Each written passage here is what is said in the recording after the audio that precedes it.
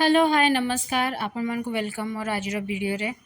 आज बहुत दिन पर मु वापस घर को आसिली 15 दिन ट्रैवलिंग तापर मेडिकल आपर मु घर को आसी पहुँचली आसला परे एई जो आम घर बाहर जो गार्डन अच्छी सेटे टिके बुलवाटा बहुत ही शांति लगे। तापर मु देखिया को आसली हमर कुनी कुनी जो डाळिंब होइतिले से माने ठीक अछंती कि नहीं।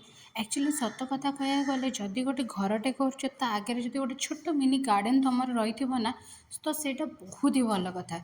एक तो तुमको फ्रेश ऑक्सीजन मिल आपर तुम गोटे टाइम स्पेंड कर जो टिके खुला सका सका है इवनिंग टाइम है राति है तो तुमको लगे कि हाँ चलो गोटे घर आम अच्छू।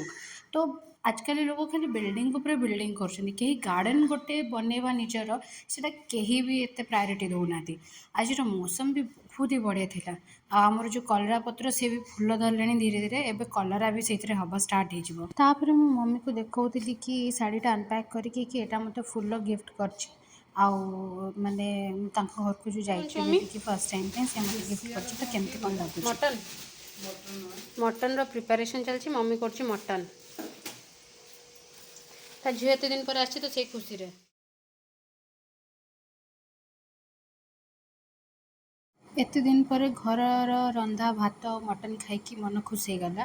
तापर मो नेल्स गुड़ाक बहुत खराब हो तो ताकू ट्रिम करके कलर टिके चेंज करी नेल पॉलिश नुआ लगेली आई कलरटा केमिति लगुच आपण मैंने मत जनइबे तेले मु जनइबी कि एटा केमिति मु लगेली आ पछरे भी गोटे रीजन अच्छी एटा केमिति बनाई जे एटा नेल पॉलिश डायरेक्ट नुह तो एटा कौन मु आपनको अलग वीडियो रे डेफिनेटली शेयर करी। आपण मानको जदि कलरटा भल लगिला मते कमेंट सेक्शन में जनइबे। तापर मु बाहर को आसला बेलू समस्ते